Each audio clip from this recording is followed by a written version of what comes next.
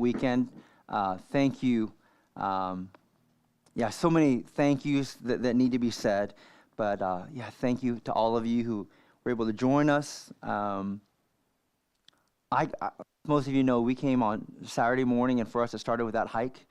We started with that hike, and then after that some of us went swimming, and that was just super memorable. Like I don't think I'll ever forget it. It was just super memorable. I'll never forget Philip. It was just like so good, right? We ate together, we laughed together. I really enjoyed getting caught up with a lot of you, just hearing about what's going on in your life, and so had some great conversations. I guess it goes without saying, but I do want to say it. Man, I just thank God. I thank God for this weekend. I mean, we can take credit for me for organizing, but God takes credit for all this, right? So I just thank God just for this location and just for this time. Thank our leadership. We have a group called our business leaders, and we had a meeting a couple months ago, and we're like, hey, you know what? We need to really we need to invest in community. We need to build community, and I'm very thankful for our business leaders. You know who you are, and for your leadership, for allowing us to be here. Again, thankful for all of you who are here. Eileen did a lot of the organizing and planning. But honestly, just, our music team, a lot of our music team isn't here, but they packed all the stuff, so that we can do this morning. And I think, in a small and a big way, I feel like everyone's kind of contributed to this weekend, and it's been great. Just want to say thank you.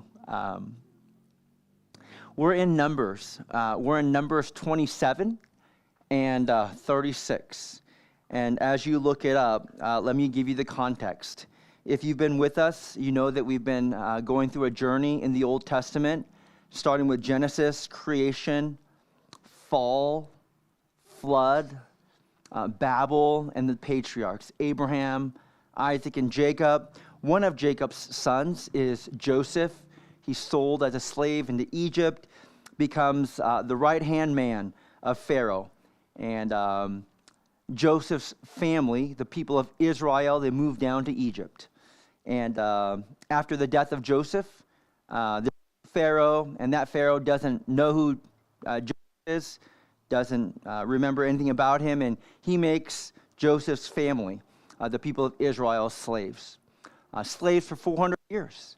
We're told that God hears their cry, sees their suffering, and God raises up a deliverer, Moses, and delivers them, brings them out of the land of Egypt, out of the house of slavery, with a strong hand and an outstretched arm. The 10 plagues, the crossing of the Red Sea.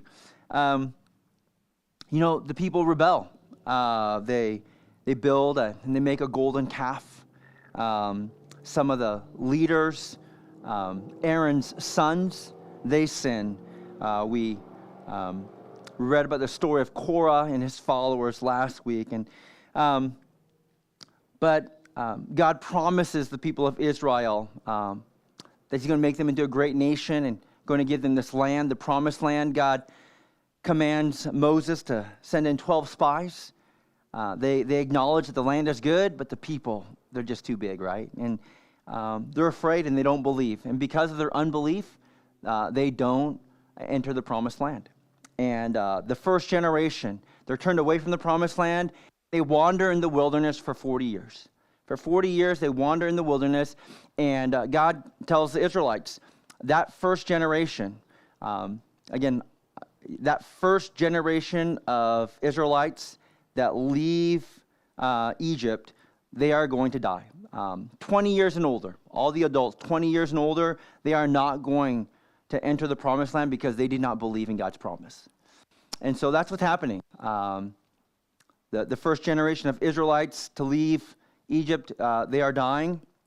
And in Numbers 26, the first generation of the Israelites that left Egypt, they have almost all died. And they're close to now possessing and entering the promised land. And it's the second generation of Israelites that are going to inherit the promised land. And so they're on the outside of the promised land, but they're looking in. And they're looking in. And really the question is are the kids of these parents going to be any different? Are they going to believe in God's promise that God is going to do what he said he was going to do? Or are they going to not believe too? And again, for those of us who know the story, it kind of takes the surprise away. But really that's the question. What are they going to do? And so Numbers chapters 27 and 36, it's a story of the daughters of Zelophehad. And I got to give credit where credit is due. I copied the title of my sermon, and the title of my sermon is Unsung Heroes, the daughters of Zelophehad. And I love that title, Unsung Heroes. So I'm just going to, Jeremy, give me one name. Actually, I'll start with Ezra. Ezra, give me one hero in the Bible. Just one hero in the Bible.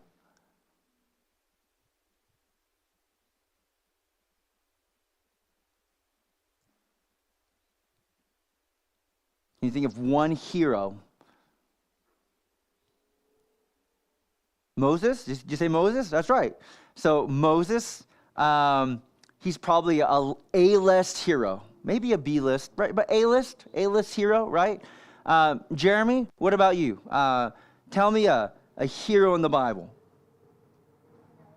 Noah. That's right. Yeah, again, I think A-list. I think we'd all agree. A-list. He's on the A-list of hero. Carrie, give me a hero in the Bible.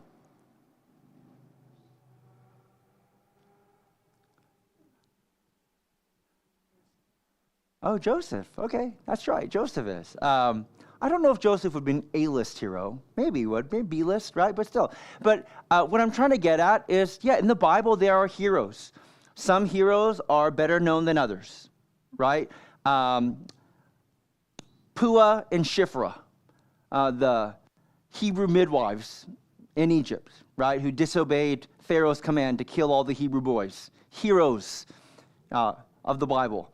Probably not A-list heroes, right? Maybe not B-list. They might fall on the D-list of heroes. But right?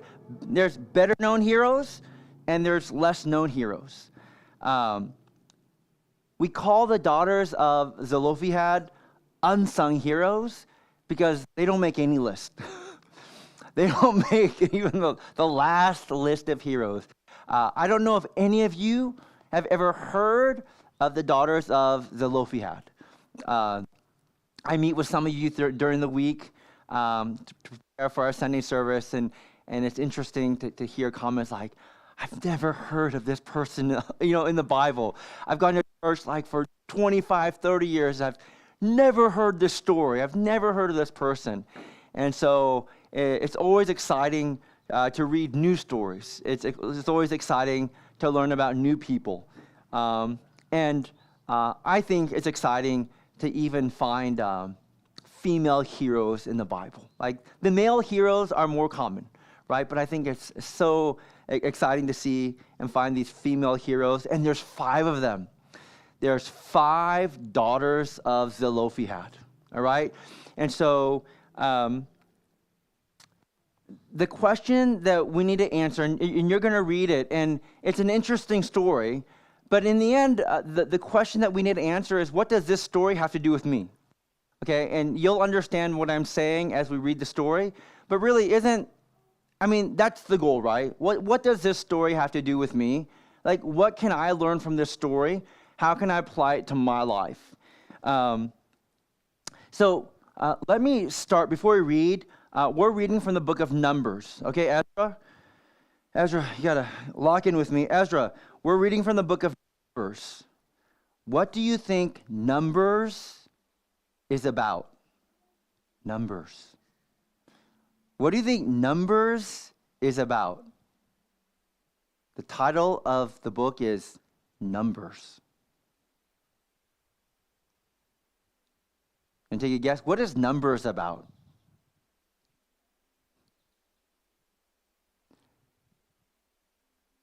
All right, let's call a lifeline. All right, counting. You're awesome. That's Numbers. Numbers is about numbers. It's about counting. That's right. And so Numbers starts with counting. And we're not going to read it, but Numbers chapter 1, it starts with a census. And a census simply is counting the people, right? The U.S. this year, I'm sure you all got a census form. If you didn't fill it out, they send it to you over and over again. But it's important, like who lives here, like who lives in the United States. And so they take a census of the people of Israel. It's the first census. There's two censuses in Numbers. The first one is in Numbers 1, and it's a census of the first generation of Israelites who leave Egypt. That makes sense? Now remember, throughout the book of Numbers, that first generation, they're dying because of their sin, because they did not believe in God's promise. And what you find in Numbers 26, and we're not reading 26, we're reading 27, but Numbers 26, you find a second census. Now, why? Why is there a second census when they already took one? Because this census is of the second generation. It's the second generation of children who are now adults. There's a new census, right? And so a census is taken. Numbers, people are counted, right? It's the second generation that will they receive the promised land. And so Numbers is divided into two sections, chapters 1 to 25. It's about the first generation of Israelites. And then Numbers 26 to 36, it's about that second generation of Israelites, all right? But if you look at Numbers really carefully, Numbers ends with chapter 36. So remember the second part of Numbers? It's 26 to 36. This story of the daughters of Zelophehad, it bookends this second part of Numbers. And that's not by accident. It's significant and it's done on purpose. But it's important you see this. The second half of Numbers, chapters 26 to 36, it's about the second generation of Israelites who left Egypt, right? It's bookended by this story of the daughters of Zelophehad. They're significant. And I'm going to tell you why I know they're significant. We are given, the daughters of the Zelophehad are mentioned 5 times in the Old Testament. 4 of the 5 times, they're mentioned by name. You know, there's a lot of women in the Bible who are famous that we don't know their name. I'm going to give you an example. The Samaritan woman at the well. Agreed, she's a pretty important person in the Bible. Do you know her name? We don't know her name. Right? There's the woman who was healed of bleeding. Important person in the Bible. Do we know her name? We don't know her name. There's the Canaanite woman who Jesus applauds for her faith. I haven't seen such faith. We have no idea what her name is. Noah's wife.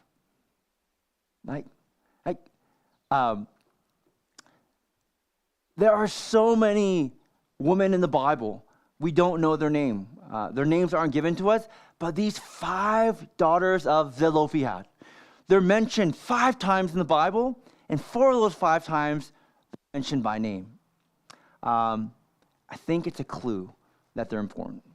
Now, again, you're going to read the story with me, and it's going to be like, oh, man, what does this have to do with me? But I've learned to love this story, and I've learned to see these daughters of Zelophehad as examples of faith for me and heroes. So here we go. Having said that, hopefully it makes you want to read. Right? Hopefully it makes you want to read. Here we go.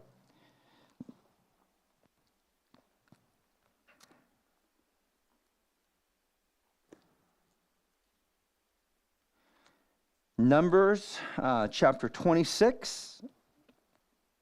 Oh, sorry, no, that's the census, right? So Numbers 27, starting at verses 1 to 11.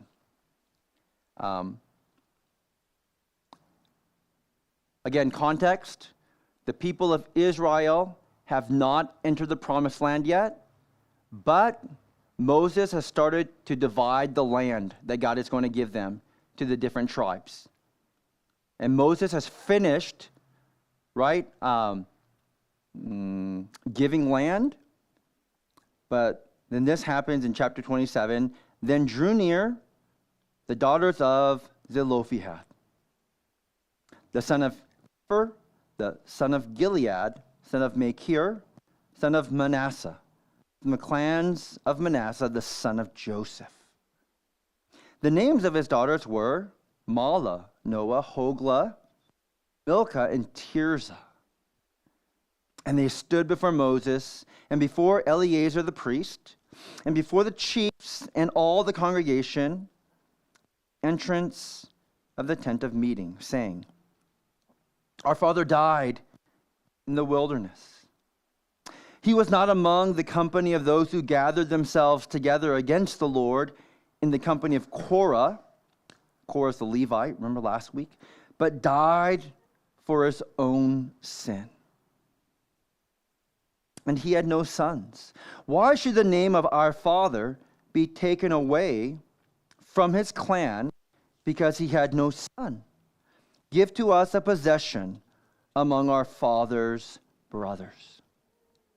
So Moses brought their case before the Lord. And the Lord said to Moses, The daughters of Zelophehad are right. You shall give them possession of an inheritance among their father's brothers, and transfer the inheritance of their father to them.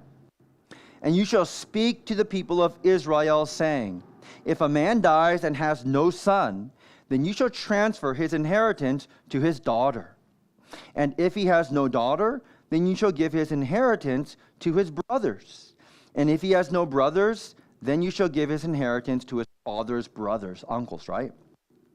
And if his father has no brothers, then you shall give his inheritance to the nearest kinsman of others' houses of the clan of the people of Gilead, the son of Machir, the son of Manasseh, from the clans of the people of Joseph, this same clan tribe of the daughters of Zelophehad, right, came near and spoke before Moses and before the chiefs, the heads of the fathers' houses of the people of Israel.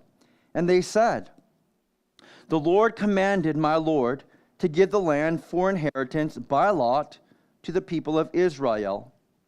And my Lord was commanded by the Lord to give the inheritance of Zelophehad, our brother, to his daughters. But if they are married to any of the sons of the other tribes of the people of Israel, then their inheritance will be taken from the inheritance of our fathers and added to the inheritance of the tribe into which they marry. We're going to lose our land. So it will be taken away from the lot of our inheritance. And when the Jubilee of the people of Israel comes, then their inheritance will be added to the inheritance of the tribe into which they marry. And their inheritance will be taken from the inheritance of the tribe of our fathers. Right? We're going to lose our land. So Moses commanded the people of Israel according to the word of the Lord, saying, The tribe of the people of Joseph is right. This is what the Lord commands concerning the daughters of Zelophehad. Let them marry whom they think best, only they shall marry within the clan of the tribe of their father. The inheritance of the people of Israel shall not be transferred from one tribe to another. For every one of the people of Israel